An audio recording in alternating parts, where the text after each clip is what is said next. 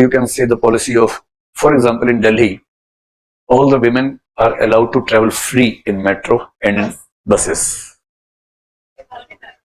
Not in metro. Okay, I thought it's also in metro. I'm sorry. Since I don't travel in metro, so I'm not having the first-hand experience. But I believe they had announced they will make the metro travel free for women. Okay. No, that is fine. In DMRC, Delhi government is a part. And when if Delhi government wants to make metro travel free for women, it's not a problem. They have to pay the charges to the government, central government.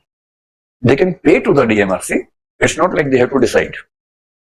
So what they will do is, they will issue free passes to all the women, and the payment of the passes will be made by the government to the DMRC. That's not a big problem. That's a very simple thing. So I thought they have given this. So in the buses you are saying the travel is free. Okay. In your opinion, is it a good policy or this is a bad policy? This is a bad policy. How many of you, this question is only from the girls, not from the boys. How many of the girls believe this is a bad policy or bad decision? Raise your hands. Great. Okay. And how many of you believe this is a good policy? Almost equal. Thick. In my opinion, this is a good policy for a specific reason, which I think you should know. Basically, this reservation or this free travel has not been given to people like you. Yes, you are also the beneficiaries and you can take the benefits, but you are not the basic target group of people for this policy. What was the reasoning behind this, as mentioned by the, I believe, Chief Minister in the Vidhan Sabha or Delhi Assembly? They said a very simple thing.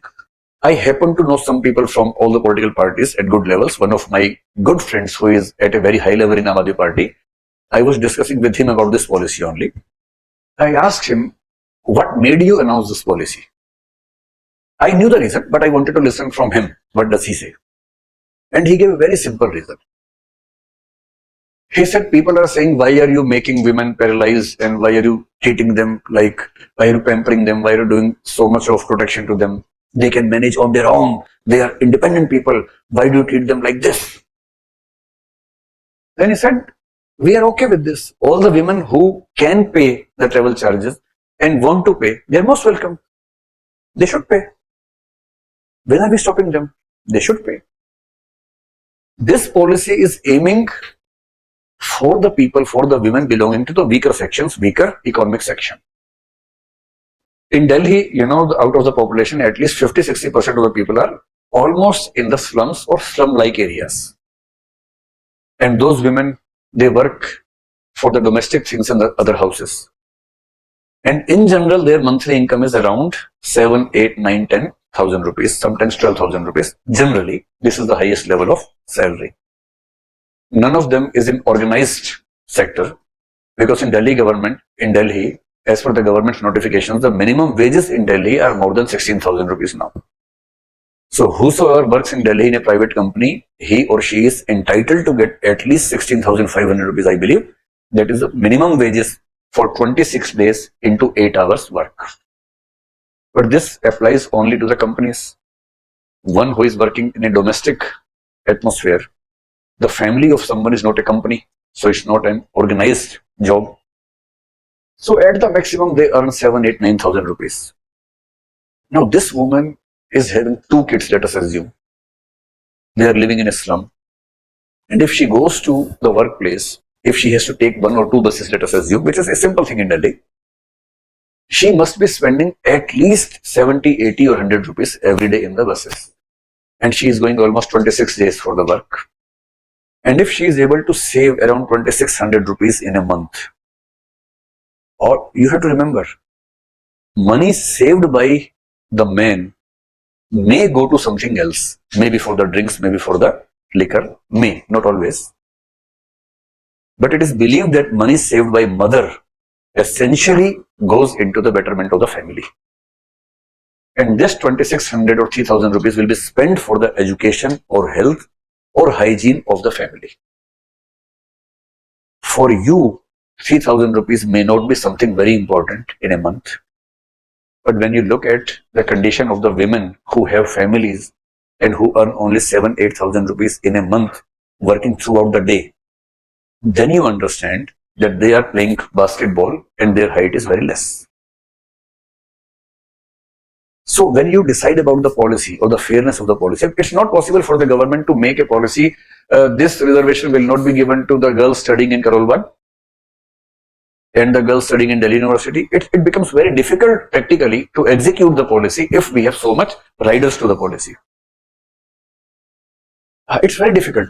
If you say the policy will be applicable only to the weaker section, it will be difficult to ascertain who is from the weaker section, who is not. So when you come to the government, you would understand giving a reservation or creating any policy of such sort, the first challenge is how to implement, how to execute. And EWS reservation is the most difficult thing, most impractical thing to be executed, to be implemented, to be followed. When we will discuss about this, I'll explain you why I'm saying you. And that is one of the reasons the governments before this government never tried to go into this, because it's almost impossible to execute economic reservation in a transparent and justified manner. Almost impossible. नहीं, अलग है. देखो. OBC reservation is given to a caste. You can change your class, you cannot change your caste. SC reservation, ST reservation, OBC reservation, they are all based on caste groups or tribal groups, and this identity you can never change. Reservation given to the women is based on the biological class. Although it is possible through surgeries now, but normally it's impossible for anyone to hide the sexual identity. So it's very easy for the government to understand who is a man, who is a woman, except in very rare few cases. In every case, it is easily identifiable. And when it is easily identifiable, the government is happy to introduce such policies, although it knows there are many women who do not need reservation or such facilities. They know. But eliminating these few cases from this beneficiary group is so difficult. So practically, any government would say, all the women are given this facility. If you want to pay, we don't have a problem. You go to the bus and you purchase the ticket. If the conductor says you are free, you say, no, I'm not free, I want to pay. He will say, okay, you pay and I'll give the ticket. What's the problem?